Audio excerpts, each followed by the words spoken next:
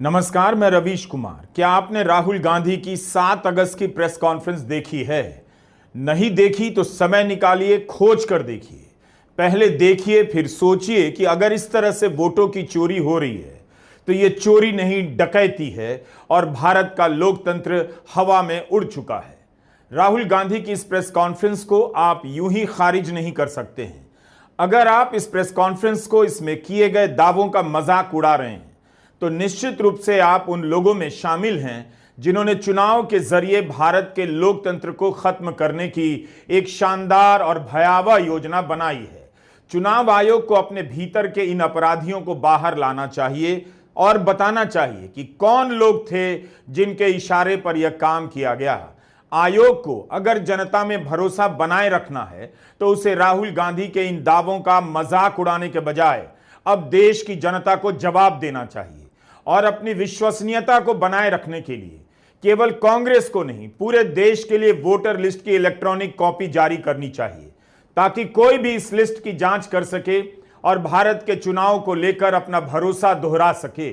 जब हर नागरिक को एक वोट का अधिकार मिला है तो चुनाव आयोग को भी हर नागरिक को वोटर लिस्ट की इलेक्ट्रॉनिक कॉपी अपनी साइट पर 24 घंटे के भीतर जारी कर देनी चाहिए।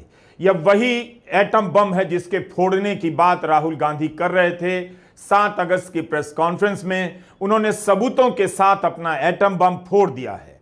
आज इस तरह तैयारी के साथ राहुल गांधी आए जैसे एप्पल के सीईओ आईफोन के नए वर्जन के लॉन्च के समय आते हैं। लेकिन यह प्रेस कॉन्फ्रेंस लॉन्च की नहीं है, भारत के लोकतंत्र के दी एंड की है। राहुल ने अपनी हर बात को प्रमाण के साथ दिखाया और बताया कि कर्नाटक के चुनाव में किस तरह की धांधली की गई। दरअसल यह धांधली और चोरी नहीं है, साफ साफ डकैती है। राहुल गांधी ने उन दस्तावेजों की ऊंचाई दिखाई जो चुनाव आयोग ने कांग्रेस को सौंपे हैं।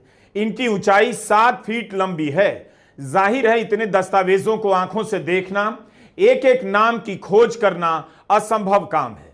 यही नहीं, इन दस्तावेजों में भी एक खेल किया गया। राहुल गांधी ने बताया कि चुनाव आयोग ने इस तरह से वोटर लिस्ट दी है कि उसका ऑप्टिकल कैरेक्टर रिकॉग्निशन नहीं किया जा सकता है। आयोग ने कांग्रेस को इस तरह से दस्तावेज क्यों दिए जिन्हें मशीन से पढ़ा ही नहीं जा सकता है? Now analyzing this, if the election commission gave us electronic data, 30 seconds, right? And I repeat, this is why we are being given data like this, so that it is not analyzed. Next. Sorry, just go back. There's another very interesting thing that we discovered, which came as a shock to us, which is that these papers that are given, they themselves do not allow for optical character recognition. So if you scan them, you can't actually get the data out of them. And we were surprised. Why? Why is the election commission protecting these pieces of paper? ठीक है, आप soft copy नहीं देना चाहते, but इनको क्यों protect कर रहे हो? Right? And EC deliberately provides non-machine readable papers. Election commission ने हमें डेटा इस प्रकार दिया है, 7 फुट 200-300 किलो। अब इसमें प्रॉब्लम क्या है कि अगर हम वोटर को निकालना चाहते हैं, मान लीजिए आपका चेहरा है, आपको आइडेंटिफाई करना चाहते हैं, तो आपकी फोटो को हमें सारी की सारी फोटोज के साथ कंपेयर करना पड़ता है। हर फोटो को देख कर ये फोटो ये है, तो आप सोचिए कितना काम है। अगर एड्रेस निकालना है तो आपके एड्रेस को अलग सारे के सारे एड्रेसेस से कंपेयर करना पड़ता है। बहुत भारी काम है। हमारा जो काम हो गया, थोड़ा फोकस हो गया, क्योंकि लोगों ने कहा कि देखिए ये मतलब इसमें ही हमें मतलब 6-7 महीने लगेंगे, इसमें 6 महीना लगा है। और हर कागज को हमने आइडेंटिफाई किया है, कैटलॉग किया है, फोटोग्राफ निकाली है, कंपेयर की है, 6 महीने लगे। अब आप बताइए, पहले तो चुनाव आयोग वोटर लिस्ट की इलेक्ट्रॉनिक कॉपी नहीं देता है, और जब देता है तो 7 फीट ऊंचाई के बराबर कई हजार पन्नों के दस्तावेज सौंप देता है। तो इस तरह से क्यों दे रहा है कि उन्हें मशीन से नहीं पढ़ा जा सकता है? क्या छिपाना है चुनाव आयोग को?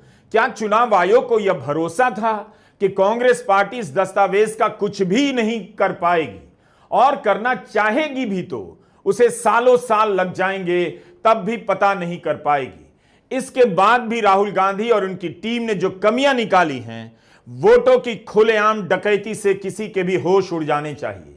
क्या इसीलिए चुनाव आयोग ने इलेक्ट्रॉनिक कॉपी नहीं दी? अगर उसके काम में घपले नहीं है, तब फिर डिजिटल इंडिया के इस देश में इलेक्ट्रॉनिक कॉपी क्यों नहीं दी जा रही है? हर नागरिक को यह सवाल पूछना चाहिए। राहुल गांधी ने कहा कि इसलिए कर्नाटका के एक लोकसभा क्षेत्र के एक विधानसभा को चुना गया, क्योंकि यह काम मुश्किल हो गया। एक विधानसभा के वोटर लिस्ट की जांच में ही 30-40 लोगों की टीम लगी रही और उस एक विधानसभा के वोटर लिस्ट की जांच में 6 महीने लगे हैं। यह विधानसभा है बेंगलुरु सेंट्रल लोकसभा का महादेवपुरा। राहुल गांधी ने बताया कि 25 सीटों के कारण, इसी तरह की 25 सीटों के कारण नरेंद्र मोदी प्रधानमंत्री बने हैं। जिस तरह से महादेवपुरा में राहुल गांधी ने घपला पकड़ा है, अगर इलेक्ट्रॉनिक डेटा मिल जाए तो सच्चाई और भी भयावह हो सकती है। नरेंद्र मोदी 25 लोकसभा सीट के कारण प्रधानमंत्री हैं।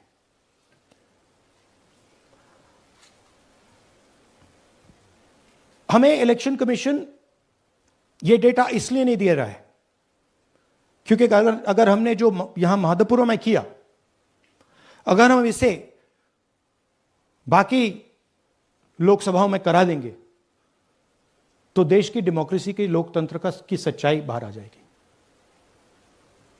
ये अब एविडेंस है, ये क्रिमिनल एविडेंस है और इलेक्शन कमीशन देश में पूरे एविडेंस को डिस्ट्रॉय करने की सोच रहा है। मैंने जैसे कहा 21वीं सदी है, एक हार्ड ड्राइव पे आप पूरा डेटा रख सकते हो, 100 साल 200 साल का डेटा रख सकते हो, जितना रखना है रख दो। मगर इलेक्शन कमीशन 45 दिन में सीसीटीवी को खत्म करना चाह रहा है, वोटर लिस्ट नहीं दे रहा है। तो they are colluding with the BJP, they are helping the BJP destroy the election system in India. Rahul Gandhi ने कहा कि भारत का चुनाव कोरियोग्राफ किया जा रहा है, मतलब इस तरह से सजाया संवारा जा रहा है, तारीखों का ऐलान इस तरह से किया जा रहा है कि चुनावों की धांधली आसानी से की जा सके। उन्होंने कहा कि 6 महीने लग गए एक विधानसभा के वोटर लिस्ट के अध्ययन में। अगर इलेक्ट्रॉनिक लिस्ट मिल जाए तो कुछ सेकंड के भीतर पूरे देश की लोकसभा विधानसभाओं के नतीजों का मूल्यांकन किया जा सकता है। वोटर लिस्ट को लेकर डकैती कैसे हो रही है, राहुल गांधी आगे बताते हैं और कहते हैं कि हर चुनाव के बाद कुछ कारण गढ़ दिए जाते हैं, तरह तरह से समझा दिया जाता है बीजेपी क्यों चुनाव जीत गई। लेकिन उन्हें शक होता जा रहा था, पता चल भी रहा था, मगर ठोस प्रमाण नहीं मिल रहा था, जिसे लेकर 7 अगस्त की प्रेस कॉन्फ्रेंस में वे हाजिर होते हैं। उन्होंने जो डेटा दिया है और उदाहरण दिए हैं, वो चुनाव आयोग के दिए गए डेटा से ही दिए हैं, खुद से कहीं और से गढ़कर नहीं लाए हैं। करोड़ों लोगों को सस्पेशन था कि दाल में क्या कुछ ना कुछ काला है। बीजेपी को एंटी इनकम्बेंसी नहीं लगती थी, ओपिनियन पोल, एग्जिट पोल कुछ कहते थे, रिजल्ट कुछ और आता था। हरियाणा, महाराष्ट्र, मध्य प्रदेश उदाहरण, माहौल बनाया जाता था कि इस कारण जीते। लाडली बहना, पुलवामा, सिंदूर, नैरेटिव क्रिएशन। और फिर इलेक्शन कमीशन कोरियोग्राफ शेड्यूल बनाता था। जब कागज के वोट पड़ते थे, हिंदुस्तान एक दिन में वोट करता था, बट अब इलेक्ट्रॉनिक वोटर मशीन है, महीने लगते हैं। उत्तर प्रदेश के मतलब 5 स्टेजेस हो गए, महाराष्ट्र में 3-4 लगा दो, असम का टाइमिंग चूज करो, हरियाणा का टाइम बदल दो, महाराष्ट्र का टाइम बदल दो। तो इसके कारण हमें सस्पिशन हुआ कि कुछ ना कुछ है। तो राहुल गांधी ने महादेवपुरा विधानसभा के डेटा का अध्ययन कर दिखाया कि मुख्य रूप से 5 प्रकार की धांधलियां हो रही हैं। महादेवपुरा बेंगलुरु सेंट्रल लोकसभा में आता है। 2024 के लोकसभा चुनाव में बेंगलुरु सेंट्रल की सीट बीजेपी 32,000 से कुछ अधिक वोटों से जीत गई थी। इस पर कांग्रेस को भी 6 लाख से अधिक वोट मिले और बीजेपी को भी 6 लाख से अधिक वोट मिले। लेकिन इस लोकसभा की एक सीट महादेवपुरा ऐसी थी जहां बीजेपी को कांग्रेस से डबल वोट मिला। कांग्रेस को मिला 1,15,586 वोट और बीजेपी को मिला 2,29,632 वोट। बीजेपी इस एक सीट पर 1,14,046 वोट से जीतती है। बाकी 60 विधानसभाओं में कांग्रेस से पीछे हो जाती है, मगर इस एक विधानसभा में 1.25 लाख वोटों से जीतने के कारण लोकसभा की सीट जीत जाती है। इस सीट के वोटर लिस्ट का राहुल गांधी ने अध्ययन किया है और मैं प्रमाण के साथ देश की जनता के सामने रख दिया है। वोटों की चोरी को राहुल गांधी ने 5 कैटेगरी में बांटे हैं। 5 तरीके से होती है: duplicate voter, fake and invalid addresses, bulk voter in single address, invalid photo, misuse of form 6।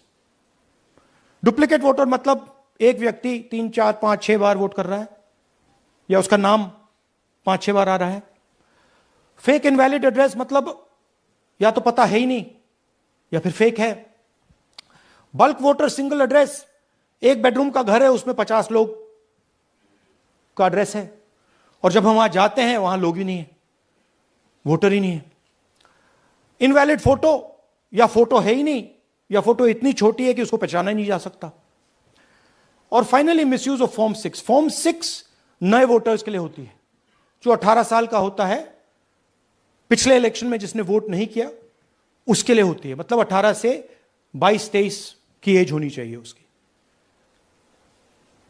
तो इसका जबरदस्त मिसयूज हुआ है। बिहार में एसआईआर के बहाने चुनाव आयोग इतने दावे कर रहा है वोटर लिस्ट की प्रमाणिकता को लेकर, लेकिन कर्नाटका में उसका जो खेल सामने आया है वो डराने वाला है। राहुल गांधी ने कहा कि हम सभी लोकतंत्र को बहुत प्यार करते हैं, मगर अब वह नहीं है। एक विधानसभा में 11,965 वोटर डुप्लीकेट पाए गए हैं जिन्होंने वोट दिए हैं। 11,000 से ज्यादा वोटर डुप्लीकेट कैसे हो सकते हैं और तमाम तैयारियों के बाद इतने वोटर ने वोट कैसे दिए? फिर चुनाव आयोग की अपनी क्या व्यवस्था है? डुप्लीकेट वोटर इस तरह से हैं जो एक ही विधानसभा में अलग अलग बूथों पर वोट डाल रहे हैं और अलग अलग राज्यों में वोट डाल रहे हैं।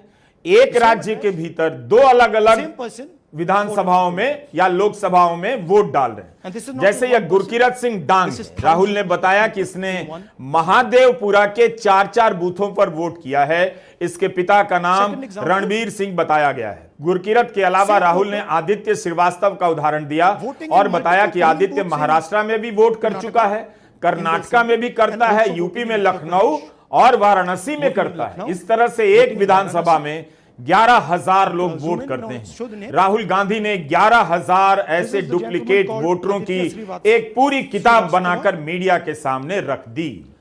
ये देखिए, गुरकीरत सिंह डांग, इनका नाम बूथ नंबर 116, 124, 125 एंड 126 में 4 बार। जूम इन कीजिए, ये देखिए, गुरकीरत सिंह डांग, फादर नेम रणबीर सिंह डांग, हाउस नंबर A413, वो दिखाइए। गुरकीरत सिंह डांग, हाउस A413, पूरब मैनर। 4 बार आता है। और ये सिर्फ एक व्यक्ति नहीं है, हजारों व्यक्ति हैं। ये मैं आपको लिस्ट दिखा देता हूं। ये है डुप्लीकेट वोटर की लिस्ट, देख लीजिए। ये सब डुप्लीकेट वोटर्स हैं।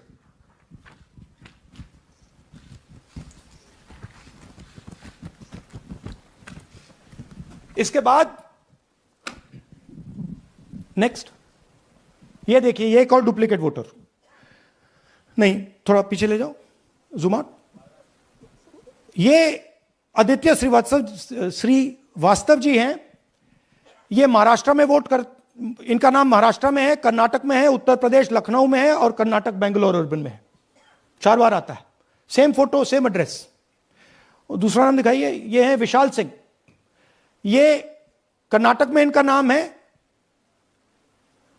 2 बार कर्नाटक में आता है और 1 बार देखिए ये वाराणसी में साहब वोट कर रहे हैं, वोटर लिस्ट में है। थोड़ा जूम आउट कीजिए। और ऐसे हजारों हजारों लोग हैं, 11,000 वोट ऐसे चोरी हुआ है।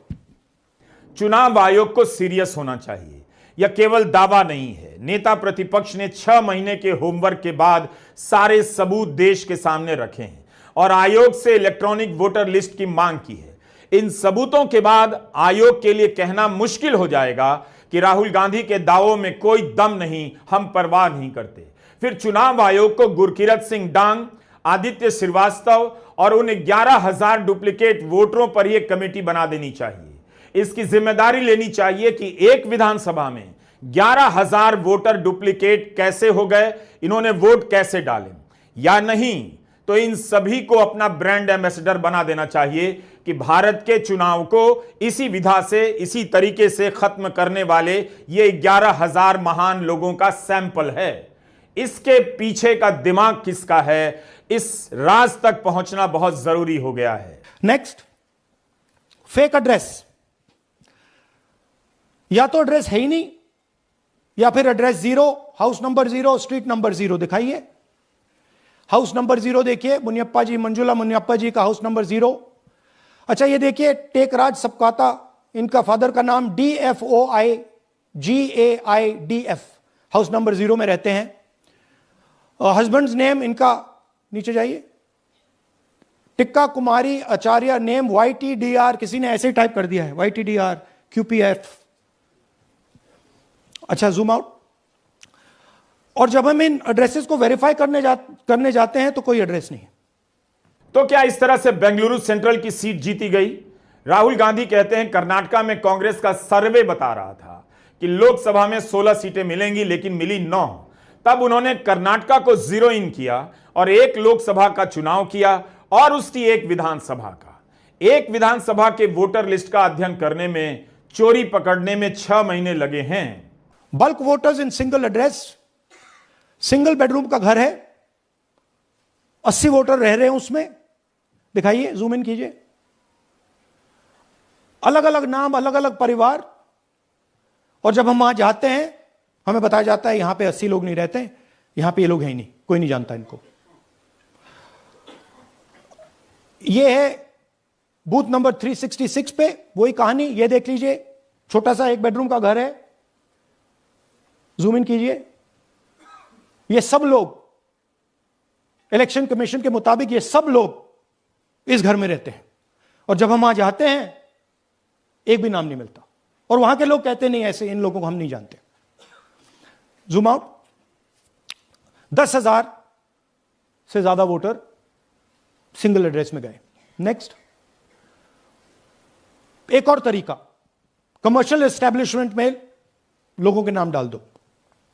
ये एक ब्रूअरी है कर्नाटक में, 68 वोटर्स इसमें हैं, मगर जब हम वहां जाते हैं पूछते हैं भैया ये हैं कौन, कहां हैं, नो आइडिया, डोंट एग्जिस्ट। अलग अलग परिवार के हैं, एक साथ रह रहे हैं इस ब्रूअरी में, पता नहीं। Next, invalid photograph. यह बहुत बड़ा तरीका है। इसमें या तो इनकी फोटो है ही नहीं पोलिंग वोटर लिस्ट पे,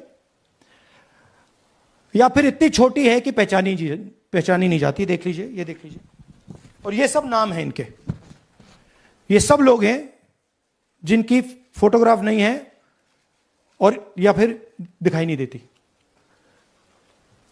जूम आउट। हाँ, 4132। हर चोरी दूसरी चोरी से बड़ी लग रही है।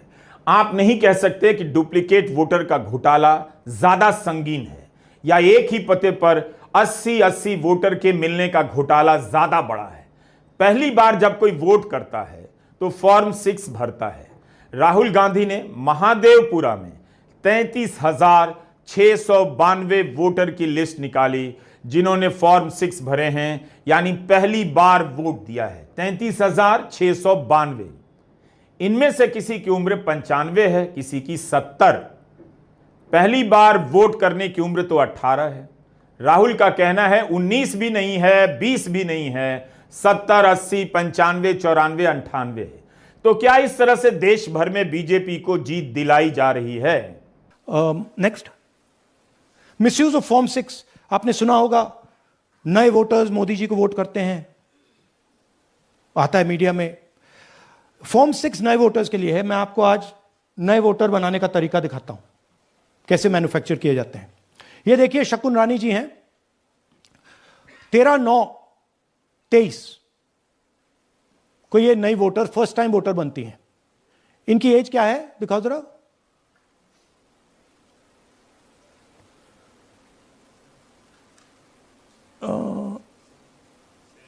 70 साल की हैं।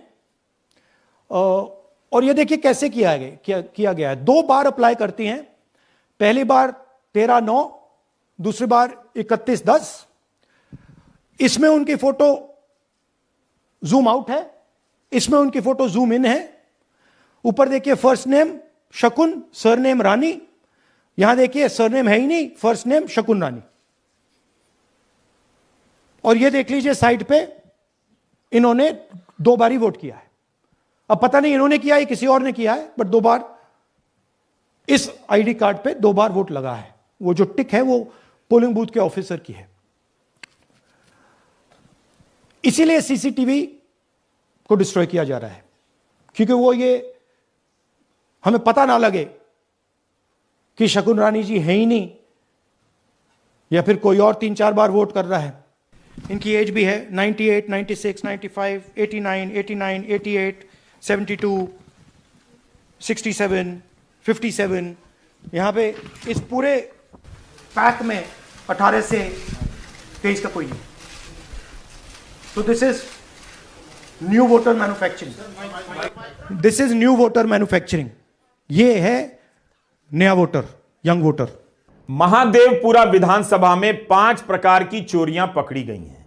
इतनी सर्वे करने वाली टीमें होती हैं, एक्सपर्ट होते हैं, लेकिन आज राहुल गांधी सारे पोलस्टर, पोल एक्सपर्ट पर भारी पड़ गए और उन्होंने एक ऐसी डकैती का पर्दाफाश कर दिया जिसे लेकर किसी को भी डर जाना चाहिए।